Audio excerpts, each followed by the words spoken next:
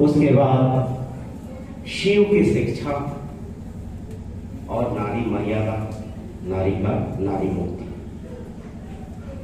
सबसे पहले सभ्यता के बारे में हम जानें। सभ्यता क्या चीज है? जैसे कि हमारे मनीष जी बोले, नगर बसाना, गृह निर्माण करना, नालियों को निर्माण करना, यही सभ्यता नहीं है। भगवान सदाशिव जिन्होंने सभ्यता के बारे में व्याख्यान दिए वो यूं है, मानव मन की संपूर्ण अभिव्यक्ति, एक मनुष्य की संपूर्ण अभिव्यक्तियों को हम संस्कृति कहते हैं। और हमारी जो अभिव्यक्तियां हैं वो दो प्रकार के हैं। एक होता है जड़ अभिव्यक्ति, जड़ाभिव्यक्ति, दूसरा होता है सूक्ष्म अभिव्यक्ति। जड़ाभिव्यक्ति, बाहर से आए,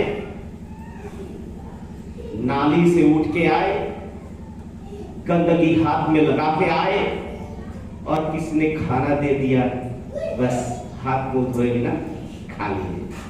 इसको बोलते हैं सिंपल भाषा में जड़ अभिव्यक्ति, crude expression of human mind. इसको हम सभ्यता नहीं कहेंगे। तो क्या है? The subtle expression of human mind is the civilisation. मनुष्य का मन, सामूहिक मन, जब सूक्ष्म अभिव्यक्तियों को समाहित करते हैं, वहीं से सभ्यता का निर्माण शुरू होता है। सभ्यता का निर्माण शुरू होता है वहां पर सूक्ष्म अभिव्यक्तियों के कारण। अब देखिए भगवान शिव और इस सभ्यता के साथ संबंध क्या है? पहले जिस समय भगवान सदाशिव का आगमन इस धरती पे हुआ, उस समय लोग का जिंदगी घुमक्कड़ जिंदगी हुआ करता था। लोग पहाड़ों के कंदराओं में रहते थे, पेड़ों में रहते थे। कौन मां है, कौन पिता है, कौन बहन है, कौन भाई है, इसकी पहचान नहीं थी। जिस तरह से एक पशु जन्म दे के बच्चे को, अपने बच्चे के साथ मां जो है अपने साथ बच्चे को रखती है, लेकिन पिता का कोई ठौर ठिकाना नहीं रहता है, उसी तरह से मनुष्य भी पशु के तरह बच्चे को जन्म देके निकल पड़ते थे, कहां चले जाते थे। और उस नारी को, एक शिशु को जन्म देकर लालन पालन करने में कितनी कठिनाइयों की सामना करनी पड़ती थी। वो जो पुरुष बच्चा जन्म देके भाग गए और नारी पर सारे बोझ उभर आए। बच्चा जन्म देने के बाद मां कमजोर हो जाती है। उन दिनों जिस समय कोई भोजन का व्यवस्था नहीं था, कोई स्टोर हाउस नहीं थे, कोई इस तरह सुंदर घर नहीं थे, उस समय एक मां अपने बच्चों को कैसे पालन करती? भगवान सदाशिव का आगमन हुआ जब आर्य लोग भारत में आ चुके थे और कुछ लोग आ रहे थे। ऐसे ही समय में भगवान सदाशिव आए। आज से 7000 साल पहले, जिस समय न की विवाह व्यवस्था थे, ना कोई संस्कृति, न सभ्यता की कोई पहचान थी, उन्होंने मनुष्य के जो जड़ अभिव्यक्ति है, क्रूड एक्सप्रेशन है, उसको सूक्ष्म कैसे बनाते हैं? सबसे पहले उन्होंने एक इतनी बड़ी क्रांति लाए जो सोच भी नहीं सकते। उन्होंने सबसे पहले कहा, हे मनुष्य, अगर तुम्हें आगे बढ़ना है, हे मानव जाति, अगर तुम्हें आगे बढ़ना है तो एक साथ चलना होगा। संगच्छध्वम की भावना लेनी होगी, और वो संगच्छध्वम नारी पुरुष की समान अधिकार, समान कर्तव्य बोध, समान दायित्व बोध को लेना, उठाना पड़ेगा। अर्थात पुरुष बच्चा जन्म देकर भाग नहीं सकता, उनको दायित्व ग्रहण करना होगा। इन्होंने सबसे पहले एक ऐसा क्रांति लाया समाज में, हर तरह के जातिवाद को खत्म करके उन्होंने मानवता को प्रतिष्ठित किया, मानव जाति को सूक्ष्मता से आगे बढ़ने में मदद किया। वो कैसे? सबसे पहले उन्होंने स्वयं 3 विवाह किए। 3 विवाह, पार्वती आर्य कन्या और जो दूसरी थी गंगा, वो मंगोलियन कन्या थी। मंगोल तो जानते ही होंगे, मंगोल कन्या थी। और तीसरी काली, वो नार्य कन्या थी। जरा सोचिए, जिस समय आर्य और अनार्य में लड़ाई चल रही है, गोत्र क्लैन में लड़ाई चल रही है, वैसे समय भगवान सदाशिव आते हैं और एक ऐसा सुंदर व्यवस्था देते हैं जिस समय पुरुष अपना दायित्व बखूबी निभाते हैं, सामने आते हैं, नारी का जो बोझ है अपने सर पे लेते हैं, और नारी भी पुरुष को उसके पथ पे चलने के लिए, सुगम बनाने के लिए एक दूसरे के दायित्व को ग्रहण करते हैं। उसी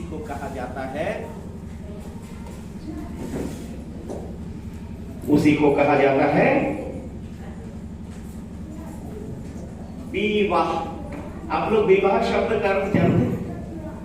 विवाह संस्कृत शब्द है।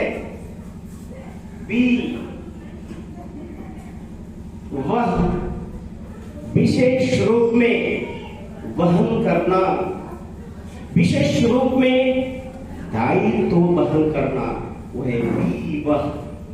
अर्थात नारी पुरुष जब विशेष रूप में दायित्व ग्रहण करते हैं, एक साथ चलने की जो पीड़ा उठाते हैं, संकल्प लेते हैं, और अपने बच्चे को समुचित विकास के लिए जब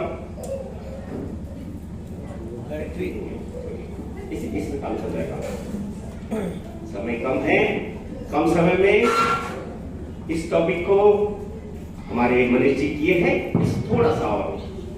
तो उन्होंने विवाह का प्रथा प्रचलित किए, और आज जो समाज व्यवस्था में देख रहे हैं विवाह प्रथा, उन्हीं की जो प्रतिपादित जो विवाह व्यवस्था है, आज संपूर्ण विश्व में विवाह जो चल रहे हैं।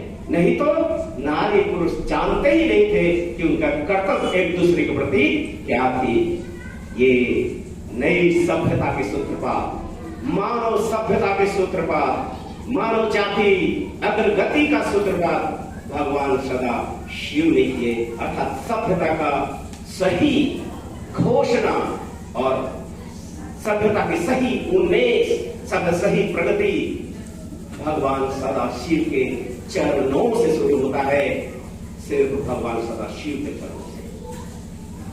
आज हम भगवान सदा शिव का जो स्वरूप देखते हैं, मुझे तो शर्म आती है, शर्म आती है कि जिन्होंने मानव जाति को चलना सिखाया, उस भगवान सदा शिव के हाथ में पाखंडियों ने, धर्म के ठेकेदारों ने चिलम थमा दिया। भगवान सदा शिव को बना दिया गांजा पीने वाला, भगवान सदा शिव को बना दिया शराब पीने वाला। अरे मूर्खों, जगत सृष्टा तारक ब्रह्म, दुनिया को चलाने वाले देवाधिदेव महादेव, वो महादेव ध्यान में निष्ठ, ध्यान में रत आनंद का अनुभव कर रहे हैं, उस चेतना का, परम चेतना का उपभोग कर रहे हैं, और उस चेतना घन शिव शक्ति को क्या कह रहे हैं? वो गांजा पी के स्मशान में मस्त रहते। इस तरह की जो गलत धारणाएं आज हमारे व्याप्त है, तो और उतना ही नहीं, भगवान सदाशिव कहते हैं, क्या कहते हैं? सर्वगोत्रान परित्यज शिव गोत्रे प्रविशतु। ये भगवान सदाशिव का पहला शिक्षा है। क्या है? सर्वगोत्रान परित्यज शिव गोत्रे प्रविशतु। ये जो कश्यप गोत्र, हम गोत्र तम गोत्र में बटे हुए समाज है। तुम इस गोत्र की भावनाओं को छोड़ो, गोत्र की भावनाओं को छोड़ के शिव गोत्रे प्रविशतु अर्थात कल्याण के मार्ग में आओ, शिव के मार्ग में आओ, क्योंकि तुम सब छोटे नहीं हो। तुम लोग देव असुर नाम का कोई चीज नहीं है। तुम लोग सभी सर्वनंत विश्व अमृतस्य पुत्र हो। इस सृष्टि जगत में सभी तुम लोग अमृत के पुत्र हो। और यही हुआ भगवान सदाशिव का दिया हुआ विवाह के बाद ही भगवान सदाशिव के पुत्र कन्याएं जन्म लिए, भैरव और भैरवी। उनको सबसे पहले तंत्र और योग की साधना सिखा दिया, अर्थात बेटी को भी और बेटा को भी, दोनों को एक साथ लेके तंत्र साधना का अभ्यास उन्होंने करवाया और उन्होंने सिखाया कि जीवन का अर्थ भोग और विलास में नहीं है। जीवन का परिपूर्णता आध्यात्मिकता के अनुभूति में है। जीवन की परिपूर्णता आत्म अनुभूति में है और वो आत्म अनुभूति संभव है। आत्म अनुभूति संभव है साधना के माध्यम से। और भगवान सदाशिव ने मानव जाति के उत्थान के लिए तंत्र और योग को हमारे सामने प्रस्तुत किया। आज हमारे समाज में तंत्र का नाम लेते ही लोग का प्राण सूख जाता है। तंत्र, अरे बाप रे बाप, तंत्र है? नहीं, तंत्र कोई डरने की चीज ही नहीं है। जो आज समाज में लोगों के मन में भय पैदा किया है, तंत्र कोई डरने का ही चीज नहीं है।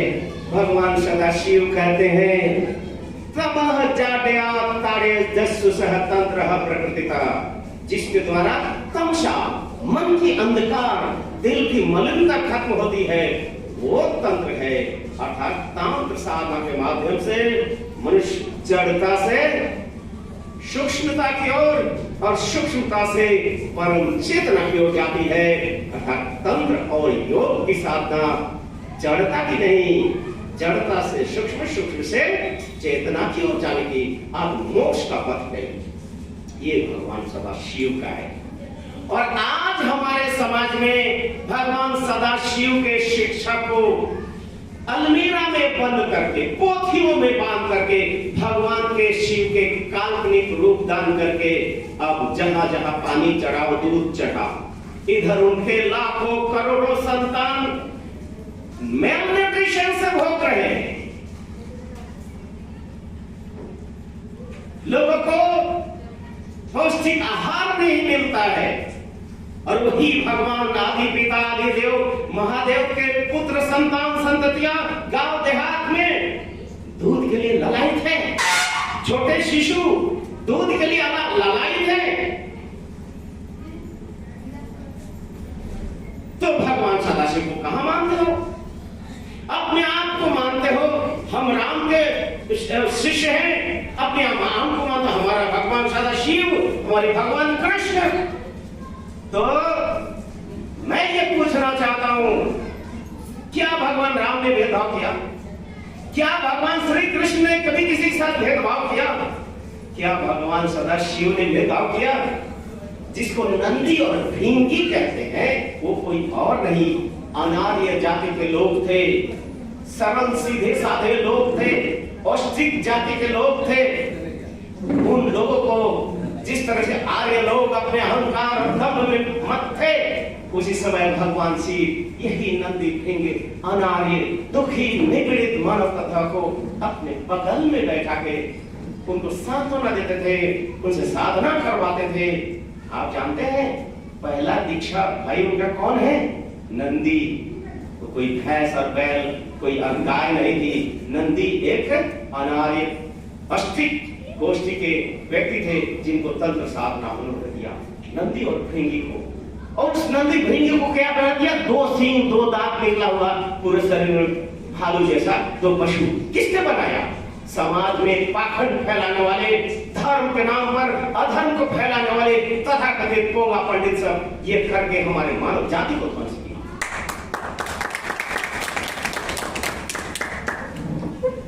भगवान सदाशिव क्रांतिकारी, विप्लवी, जोग सृष्टा, योग सृष्टा, सब कुछ भगवान सदाशिव। सभ्यता का सूत्रपात, संस्कृति का सूत्रपात, तांडव नृत्य, सारे का मापा निशा। ये डमरू जिसे मनीष जी बताए, ये डमरू और कुछ नहीं, मानव जाति की संस्कृति का पहचान है, मानव जाति की कला और संगीत का पहचान है, जो भगवान सदाशिव ने शुरू किया था। आज भी अफ्रीका में आप जाके देखोगे, बड़ा बड़ा ड्रम लेके नाचते हैं, बजाते हैं, नाचते हैं, कोई छंद ताल नहीं है। वही सभ्यता पाश्चात्य संस्कृति के माध्यम से हमारे देश में आज आ चुका है। हमारे बच्चे मोबाइल कान में लगाकर, ब्लूटूथ लगा के चुम करते रहते हैं और उनके स्वभाव भी वही बंदर जैसा ही, आदि मानव जैसा हो गया। मानवता धीरे धीरे सर्वनाश की ओर जा रही है।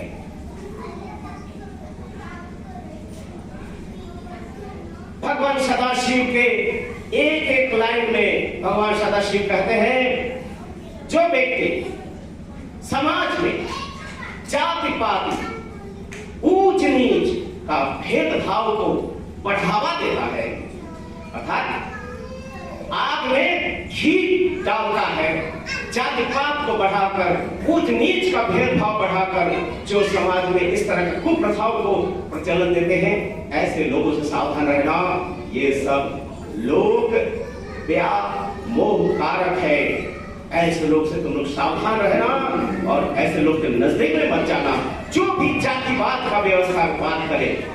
क्रांतिकारी भगवान सदाशिव जी है। और नारी मर्यादा तो आप देख ही ले रहे हैं कि नारी जात को उन्होंने, जिस समय नारी जात अवहेलित थी, दुख से झेल रहे थे, किस तरह से सुंदर हुए। वही सदाशिव कृष्ण के रूप में आए, नारी का मर्यादा को, रुक्मिणी का मर्यादा को रक्षा के, द्रौपदी की रक्षा की। वही कृष्ण ने संपूर्ण नारी मानव जाति को सिखाया, नारी मातृ स्वरूप है, इनको सम्मान करो हे मूर्ख दुर्योधन, नारी जाति का सम्मान सीखो। भगवान श्री श्री आनंद मूर्ति जी आए। भगवान श्री श्री आनंद मूर्ति जी ने क्या किया? सबसे पहले ये जो ढोल गवार शूद्र पशु नारी, यह है ताड़न के अधिकारी। अर्थात ढोल को जब तक नहीं पीटोगे बचेगा नहीं, और शूद्रों को, समाज के जो तथाकथित निचले वर्ग है, उसको भी अगर नहीं पिटाई करोगे, ताड़न नहीं करोगे तो वो नहीं चलेगा। उसी तरह से नारी भी ताड़न के ही अधिकारी है। अरे जिस नारी के गर्भ में तुम जन्म लिया पाखंडी, जिस नारी के गर्भ में जन्म लिया पाला, उस नारी को तुम उस शूद्र अवर गंवार कह दिया। उसकी स्नेह, ममता, त्याग को तुमने क्या कह दिया? कितना बड़ा ये अपमान है। इस अपमान को भगवान श्री श्री आनंद मूर्ति जी बर्दाश्त नहीं किए। वही शिव आनंद मूर्ति रूप में आए और नारी जाति के उत्थान के लिए आनंद मार्ग में पैरेलल डिपार्टमेंट ही दे दिया, women's welfare department, women's welfare department. उन्होंने किताब निकाला, नारी मर्यादा, नारी मुक्ति का। आज हमारे बहने, हमारी दीदियां स्वतंत्र रूप में, पुरोहित के रूप में आज पूरे समाज में भ्रमण कर रहे हैं। समाज में जितने भी सामाजिक कर्म हैं, क्रियाएं हैं, अपने मुक्त बुद्धि और विवेक के साथ और संपूर्ण सम्मान के साथ कर रहे हैं। जैसे कि हमारे मनीष जी ने कहा कि आनंद मार्ग में जो व्यक्ति सन्यासी नहीं बना, अर्थात गृहस्थ जीवन में जा रहे हैं, वो अगर क्रांतिकारी अंतरराष्ट्रीय क्या अंतरजातीय विवाह, क्रांतिकारी विवाह नहीं किया, तो उसको आनंद मार्ग से समाज से बहिष्कृत कर दिया जाता है। जो दहेज के नाम पर नारी प्रताड़ना करते हैं, वैसे व्यक्ति समाज, आनंद मार्ग समाज में उनके लिए कोई जगह नहीं है। और आनंद मार्ग समाज में अगर समाज के परिस्थितियों के दबाव में अगर कोई नारी अगर पतिता वृत्ति में अगर चली जाती है, वैसे महिलाओं को जो पुरुष सम्मान पूर्वक विवाह करके समाज में स्थान दे, उसको आनंद मार्ग में उच्च दर्जा दी जाती है। अब देखिए तो भगवान सदाशिव के बनाए हुए जो सभ्यता है, श्री कृष्ण ने रक्षा किया, उनके बनाए हुए सभ्यता को जगत गुरु श्री श्री आनंद मूर्ति जी ने एक नई सभ्यता के रूप में प्रस्तुत किया, क्योंकि आनंद मार्ग ही आज एक नई सभ्यता है। आनंद मार्ग इज न्यू सिविलाइजेशन। जो सिविलाइजेशन आज सिविलाइजेशन सिर्फ ईट का पत्थरों के बने नहीं होते हैं। सिविलाइजेशन एक भावधारा है, सिविलाइजेशन एक सामूहिक विचारधारा है। जो विचारधारा मानव जाति के अंदर छुपे हुए जितने भी संकीर्णताएं हैं, अंधविश्वास कुसंस्कार है, इसको तोड़कर आध्यात्मिक चेतना के साथ मानवता को प्रतिष्ठित करता है। एक नासमझ ने मेरे एक वीडियो पर कमेंट किया कि सनातन शाश्वत है और भागवत धर्म जो है उसका डुप्लीकेट है। जरा सोचिए, अरे भाई, सनातन और भागवत में अंतर क्या है, इतना तो समझने का प्रयास करो। और जो तुम हिंदू हिंदू हिंदू हिंदू शब्द को बार बार एक झूठा शब्द को बोल के समाज में सनातन को हर पल अपमानित कर रहे हो, उसको समझने में तुम्हारे अकल ही नहीं है। ना वेद में हिंदू शब्द है, ना हमारे भागवत गीता में कहीं हिंदू शब्द का जिक्र किया है। हिंदू शब्द तो बाहरी आक्रांताओं के आने के बाद, हिंद शब्द पर्शियन शब्द है। जो सिंध नदी के तट पे जो सभ्यता का विकास हुआ, अरब के लोग उसे हिंद कहते हैं और वहां के रहने वाले सभी हिंदू हैं। तो हिंदू कोई रिलीजियन थोड़ी है, हिंदू कोई धर्म थोड़ी है, एक संस्कृति का नाम है हिंदू संस्कृति, सिंधु संस्कृति, सिंधु सभ्यता, जो आज के दिन में भारतवर्ष में नहीं है, वो पाकिस्तान में। भारतवर्ष में सिंध नदी है क्या? सिंध सभ्यता भारतवर्ष में है। भारत की सभ्यता को नाम सुन लीजिए, गांगेय सभ्यता, ब्रह्मपुत्र सभ्यता, पार्वत्य सभ्यता, डेल्टा सिविलाइजेशन, नदी घाटी सिविलाइजेशन। कई नदी घाटी पार्वत्य सभ्यताओं का संमिश्रण ये भारत की सभ्यता है। और भारत की सभ्यता हड़प्पा सभ्यता है, सिंधु सभ्यता है। हड़प्पा क्या है? हरियप्पा, हरि वो परमात्मा भगवान सदाशिव जिन्होंने सभ्यता का निर्माण किया, वही है हरि अप्पा, वही हरि अप्पा हो गया हड़प्पा। तो जो हमारी सभ्यता हड़प्पा सभ्यता है, जो आगे बढ़ के आदित्य नवमहिरू के रूप में जन्म लिया, ये हिंदू सभ्यता थोड़ी है। इसलिए ये गलत चीज बार बार हिंदू हिंदू कह के एक सत्य को तुम ढक रहे हो। अरे सनातन तो वो चीज है, वो फल्गु धारा है, शाश्वत फल्गु धारा है। फल्गु नदी के बारे में जानते होंगे आप लोग, गया में फल्गु नदी है। ऊपर देखोगे कि बालू है, कंकड़ है, पत्थर है, लेकिन पानी को हटा के देखो तो शीतल शुद्ध जल बह रहा है, शुद्ध पानी है, उसको पियोगे तो शांत होना मिलेगी। इसलिए ये जो शाश्वत सनातन है, आदि से अनंत है, शाश्वत है, इसमें कोई परिवर्तन नहीं होता। और सनातन का अर्थ ही है क्या?